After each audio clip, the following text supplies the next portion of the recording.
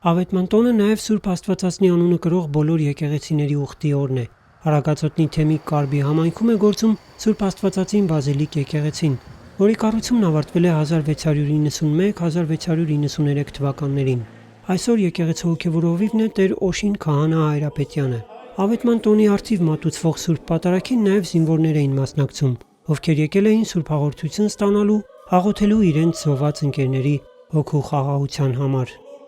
Իր քարոզում Տեր Օշին Քահանան ներկայացրեց Սուրբ Աստվածածնի ավետման պատմությունը, շնորհավորեց հայ մայրերին տոնի առթիվ, նրանց հանդեպ ակնածանք արտահայտելով հերոս որդիներ ծնելու համար։ Մարդկության համար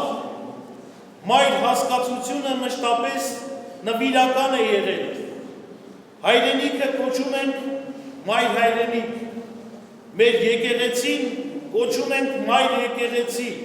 լեզուն մայրենի և երկրի կարևորագույն քաղաքը կոչում ենք մայրաքաղաք։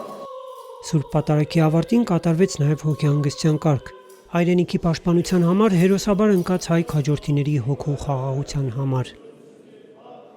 Մենք վաղը կամ մյուս օրը պիտի մեկնենք միասնաբար Ղարաբաղ, որպեսզի լինենք մեր զինվորի կողքին, մեր զինվորներին ոգևորենք մեր Տիրոջով, մեր Աստծու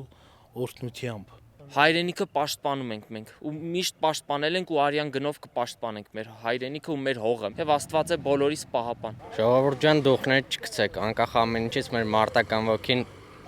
բարձր է միշտ մնալու։ Մենք էլ նույնպես սկում ենք այդ բոլոր մեր զինակից ընկերների կորստի համար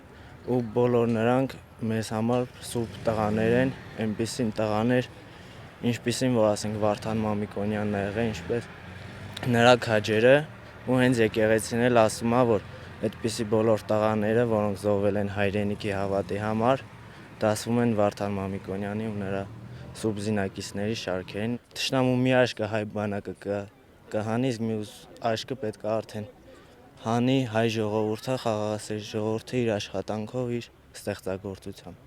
Կարբի համայնքն առաջիկայում շուրջ 10 տոննա խնձոր և այլ գյուղմթերք է ուղարկելու Արցախի հայության և զինվորների համար։ Նշան Աբասյան, Գևորգ Ավագյան, Եկեղեցական կյանք։